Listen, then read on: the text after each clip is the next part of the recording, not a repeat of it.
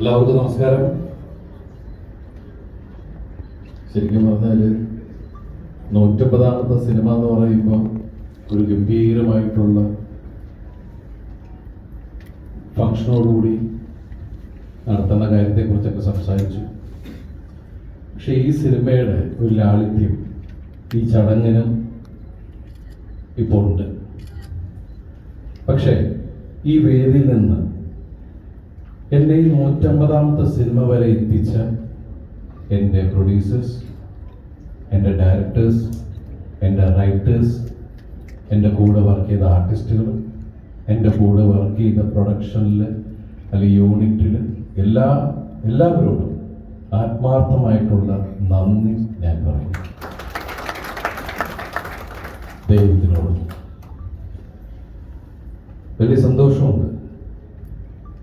ഈ സിനിമ പുതിയ തലമുറയിലെ ആളുകളോടൊപ്പമാണ് ഞാൻ വർക്ക് ചെയ്തത്.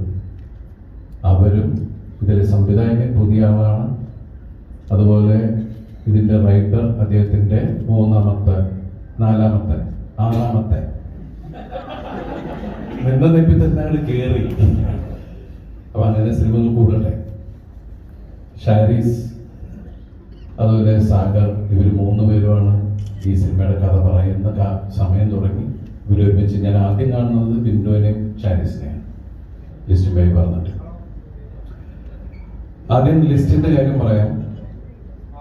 ഞങ്ങൾ ഒരുമിച്ച് പലപ്പോഴും യാത്രക്കിടയിലാണ് ഇങ്ങനെ പരിചയപ്പെട്ടുകൊണ്ടേയിരുന്നത്. പിന്നെ പല വേദികൾ വെച്ച് പരിചയപ്പെട്ടു. ആ പരിചയം ഇങ്ങനെ മുന്നിങ്ങനെ പുതുക്കിക്കൊണ്ടിരിക്കുകയെന്ന് പറയില്ലേ. ഈ കഴിഞ്ഞ 7-8 വർഷമായിട്ടുള്ള എല്ലാ പ്രശ്നങ്ങളിലൂടെ യാത്ര ചെയ്യുന്ന സമയത്തും പലപ്പോഴും ഞങ്ങൾ കാണുന്നുണ്ട്, ഞങ്ങൾ സിനിമകളെ കുറിച്ച് സംസാരിക്കാറുണ്ട്. പക്ഷെ എന്നെ വെച്ച് ചെയ്യുന്ന ഒരു സിനിമയെ കുറിച്ചല്ല സംസാരിച്ചിട്ടുള്ളത്. ഒരു ദിവസം എന്നെ വിളിച്ചിട്ട് പറഞ്ഞു, അത്യാവശ്യമായിട്ടൊന്ന് കാണുന്ന ഒരു കാര്യം പറയാനുണ്ട്. അപ്പം ഞാൻ ചോദിച്ചു, എന്താണോ? അല്ല, ഒരു സിനിമയുടെ കാര്യം പറയാനാണ്. ഞാൻ പറഞ്ഞു, നേരിട്ട് സംസാരിക്കാം. അങ്ങനെയാണ് ഇവരെ കൊണ്ടുവന്നത്. ഇവരെ കൊണ്ടുവന്നപ്പോൾ തന്നെ ഞാൻ ലിസ്റ്റിനോട് ചോദിച്ചു, സത്യത്തിൽ നിങ്ങൾ ഒരുപാട് ആലോചിച്ചിട്ടാണോ ഈ സമയത്ത് എന്നെ വെച്ച സിനിമ ഞാൻ വന്നിരിക്കുന്നത് എന്ന് ഞാൻ ചോദിച്ചു. അപ്പോൾ ഈ സിനിമയുടെ കഥ നിങ്ങൾ കേൾക്കുക എന്ന് പറഞ്ഞു. അങ്ങനെ ഞാൻ പ്രിൻസ് ആൻഡ് ഫാമിലിയുടെ പ്രിൻസിൻ്റെ കഥ കേട്ടു. ഷാരീസാണ് വ്യക്തമായി പറഞ്ഞത്.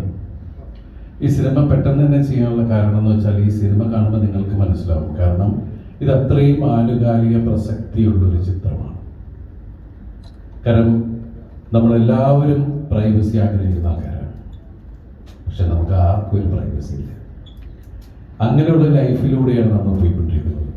അങ്ങനെ ഏറ്റവും കൂടുതൽ പ്രൈവസി ആഗ്രഹിക്കുന്ന പ്രിൻസ് ലൈഫിൽ അയാൾ സർവൈവ് ചെയ്യാൻ, അയാൾ മുന്നോട്ട് പോകാൻ വേണ്ടി അനുഭവിക്കുന്ന പ്രശ്നങ്ങൾ ആണ് ഈ സിനിമയിലൂടെ ഷാരീസും ബിന്ദുവും പറഞ്ഞിരിക്കുന്നത്. അതിന് എല്ലാ ഒത്താശകളും ചെയ്തു കൊടുത്തത് ലിസ്റ്റിന്. ഈ സിനിമയിൽ ഇവിടെ പറഞ്ഞ പോലെ തീർച്ചയായിട്ടും ഞങ്ങൾ അത്രയും വിശ്വസിച്ച് അവരെ ഞങ്ങൾ വിശ്വസിക്കുന്നു. എല്ലാവരും പറഞ്ഞിട്ട് പുതിയ തലമുറയിലെ ആളുകളുടെ കൂടെ വർക്ക് ചെയ്യണം. ഞാൻ എപ്പോഴേ വർക്ക് ചെയ്യാൻ റെഡിയാണ്. നമ്മൾ ആ ഡോർ തുറന്നു വെച്ചിരിക്കുകയാണ്. പുതിയ തലമുറയിലെ ആളുകൾ നല്ല കഥകളായിട്ട് വരിക. കാരണം നമ്മൾ ക്യാമറ ഓൺ ചെയ്ത് വെച്ച് നമ്മൾ താരങ്ങൾ, ഇപ്പം എൻ്റെ സീനിയർ ആക്ടേഴ്സ് ആണെങ്കിലും നമ്മളൊക്കെ ആണെങ്കിലും നമ്മൾ വെറുതെ കിടന്ന് ആടിയിട്ട് കാര്യമില്ല. അതിനുള്ള കണ്ടന്റ് കൊണ്ടുവരുന്നത് അതിൻ്റെ ടെക്നീഷ്യൻസ് ആണ്, എൻ്റെ റൈറ്ററാണ്, എൻ്റെ ഡയറക്ടറാണ്. അതിൻ്റെ കൂടെ സഞ്ചരിക്കാനാണ് നമ്മൾക്ക് താല്പര്യം. അപ്പം അങ്ങനെ അവർ പറഞ്ഞ രീതിയിൽ ഞാൻ ഈ സിനിമയിൽ എന്നെ കൊണ്ടാകാവുന്ന രീതിയിലൊക്കെ ചെയ്യാൻ ശ്രമിച്ചിട്ടുണ്ട്. ഞാനും പ്രിൻസിനെ ഇഷ്ടപ്പെടുന്നു. കാരണം ഇതിലെ ഓരോ മുഹൂർത്തങ്ങളും ജോണി പറഞ്ഞ പോലെ തന്നെ ഷാരീസ് നമ്മളെ പറഞ്ഞ് കൺവിൻസ് ചെയ്യിപ്പിച്ച് അത് നമുക്ക് കാണാം അല്ലേ, ഷാരീസിന്റെ കണ്ണുകളിലൂടെ.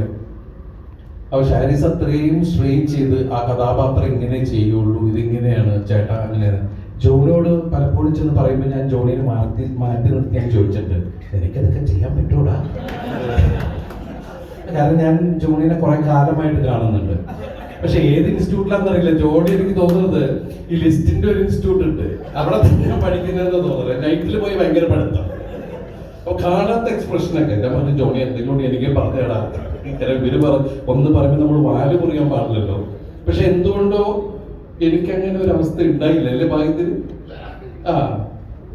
അപ്പോ അതുപോലെ തന്നെ ഇതിൽ അഭിനയിച്ച് എൻ്റെ കൂടെ അഭിനയിച്ച സിദ്ദിഖ, ബിന്ദു, ധ്യാൻ, ജോസൂട്ടി, പിന്നെ അതുപോലെ നമ്മളുടെ കുറച്ച് പുതിയ താരങ്ങൾ ഈ സിനിമയിലുണ്ട്.